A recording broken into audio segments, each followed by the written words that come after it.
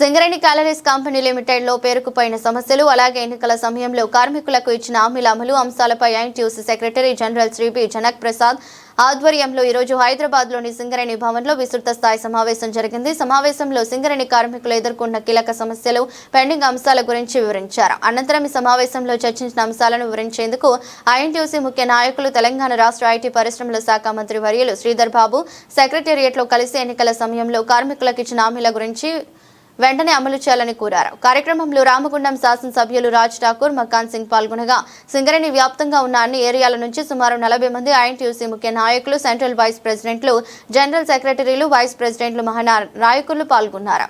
అనంతరం ఐఎన్టీయూసీ జాతీయ అధ్యక్షులు డాక్టర్ జి సంజీవరెడ్డి వారి నివాసంలో కలిసి ప్రస్తుత పరిస్థితులు, సింగరేణి కార్మికుల సమస్యలు, ప్రభుత్వ హామీలను వెంటనే అమలు చేయాల్సిన అవసరాన్ని వివరించారు.